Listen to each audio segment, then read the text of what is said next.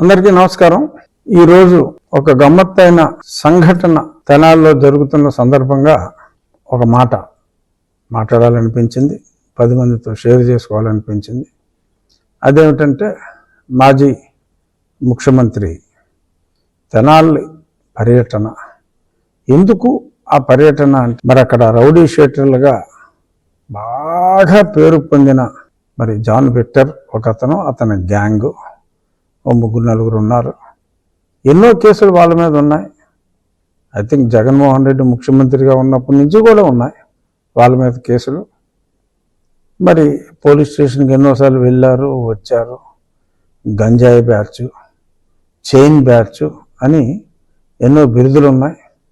తెనాల్లో ఎంతో పేరు ప్రసిద్ధిగాంచిన ముఠా, గంజాయి ముఠా వాళ్ళని చెప్పి విశిష్టమైన ప్రాధాన్యత సంతరించుకున్న ఆ రౌడీల్ని ఒక హెడ్ కానిస్టేబుల్ మీదే, ఒక బీసీ హెడ్ కానిస్టేబుల్ మీద హత్య ప్రయత్నం చేశారు.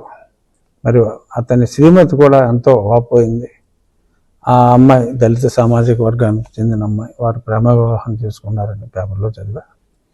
మరి ఒక కానిస్టేబుల్ మీదే, హెడ్ కానిస్టేబుల్ మీదే ఈ బ్యాచ్, గంజాయి బ్యాచ్ దురాఘాతం చేస్తే మరి పబ్లిక్లో కూడా ఒక అవేర్నెస్ రావాలి. ఏదో చాటున వాళ్ళని దండించినా అలా జైలుకి వెళ్ళటం రావటం ఒక అలవాటుగా మారిపోయిన ఆ దుండగులకి ఏ శిక్ష విధించినా తప్పులేదు.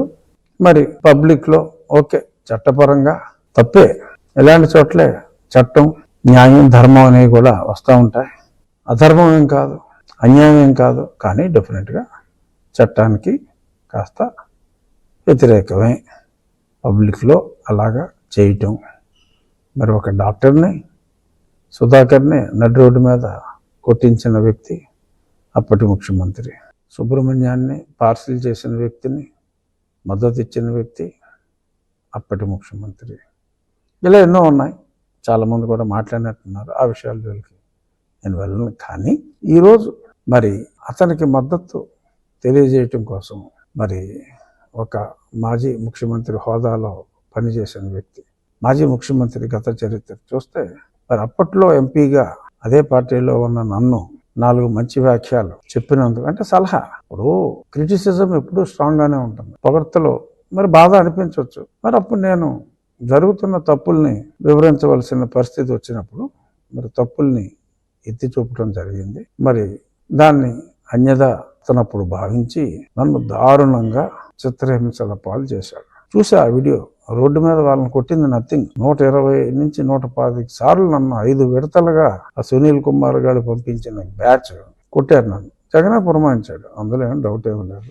ఇది ఇండైరెక్ట్గా నాకు ఏదో మూల లింక్ అయిన సబ్జెక్ట్ కాబట్టి ఉపసభాపతి స్థానంలో ఉన్నప్పటికీ నేను మాట్లాడవలసిన పరిస్థితి. సో నన్ను ఎంత చిత్రవత చేశారు ఆ వీడియోలు అన్నీ కూడా ప్రజాబాహుల్యంలో ఉన్నాయి.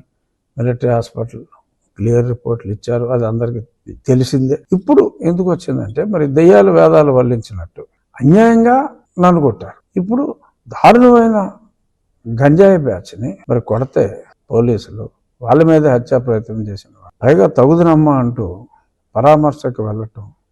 లా అండ్ ఆర్డర్ని ప్రొటెక్ట్ చేయవలసిన బాధ్యత ప్రజాప్రతినిధులది.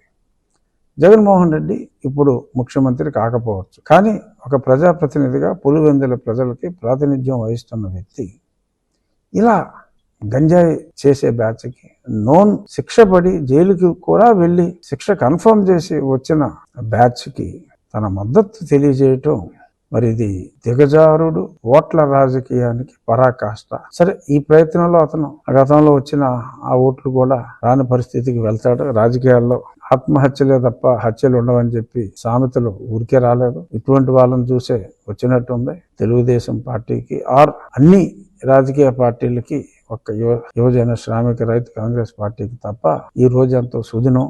ఎందుకంటే ఒక రాజకీయ నాయకుడు క్రిమినల్స్, ప్రజాకంటకంగా తయారైన క్రిమినల్స్ని పోలీసులు ధర్మం ప్రకారం శిక్షిస్తే మరి వాళ్ళకి మద్దతుగా ఇటువంటి వెధవలకి నేనున్నాను అంటూ మరి అక్కడికి వెళ్ళి భుజం తట్టడం అనేది ఆత్మహత్య సదృశ్యం.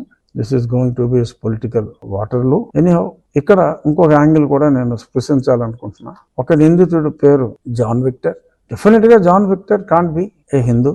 I mean, he can't belong to SC community as per the constitution. రాజ్యాంగం ప్రకారం మన సుప్రీంకోర్టు చెప్పిన దాని ప్రకారం కూడా మళ్ళీ కొంతమందికి డౌట్లు వచ్చి, నేను ఎన్నోసార్లు చెప్పా, మరి చాలా మందికి డౌట్లు వచ్చినాయి. మన రాష్ట్రాల్లోనే కాదు, ఇతర రాష్ట్రాల్లో సుప్రీంకోర్టు కూడా తేల్చి చెప్పింది ఒకసారి మతం మారిన తర్వాత.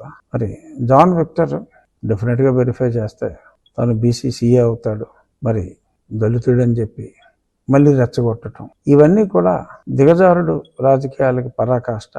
ఇక్కడ నేను గతంలో మాట్లాడిన అంశం ఈ అంశం కాబట్టి ఈ అంశాన్ని మరి నన్ను దారుణంగా హింసించిన వ్యక్తులు సరే ఏమీ చేయలేదు అని చెప్పి తప్పించుకోవాలని చూస్తున్నారు. ఆలస్యమైనప్పటికీ నో డౌట్ ఆలస్యమైంది. ఇప్పుడు వచ్చి సునీల్ కుమార్ని ఇంకా పిలవలా. బహుశా అతను వెనుకున్న, అతను ఊహల్లో సృష్టించుకున్న ఆర్మీని నిజంగా ఉన్నారని ఎవరైనా భయపడుతున్నారేమో నాకు తెలియదు. ఏదేమైనప్పటికీ ఇప్పటి వరకు సునీల్ కుమార్ని పిలిచి విచారించకపోవటం డెఫినెట్ గా అది సముచితం కాదు. బట్ ఎనీహౌ, చట్టం పరిధి ఎక్కువ, ఆలస్యమైనప్పటికీ న్యాయం జరుగుతుందనే విశ్వాసం నాకు ఉంది. ఏదో రామాయణంలో పెడతలు పట్లాగా ఆ టాపిక్ వచ్చింది. ముఖ్యంగా నేను చెప్పాలనుకున్నది, రాజకీయాల్లో ఆత్మహత్యలు తప్ప హత్యలు ఉండవు. ఏ ప్రభుత్వంలో అయినా లా అండ్ ఆర్డర్ బాగుంటేనే ప్రజలు సురక్షితంగా ఉంటారు. అటువంటి ప్రభుత్వాన్ని ప్రజలు కోరుకుంటారు. మరి ఇవాళ ఇటువంటి గంజాయిని కూకటి వేళ్లతో పెకిలించి వేయాలి అని చూస్తున్న ప్రభుత్వం ఒకవైపు, వాళ్ళకి తన సంపూర్ణ మద్దతు తెలుపుతున్న ఓన్లీ ప్రతిపక్షం మరొక వైపు. చూద్దాం మరి ఈ రాజకీయ ఆత్మహత్య ఎటువంటి పరిణామాలకి దారితీస్తుందో వేచి చూద్దాం. నమస్కారం.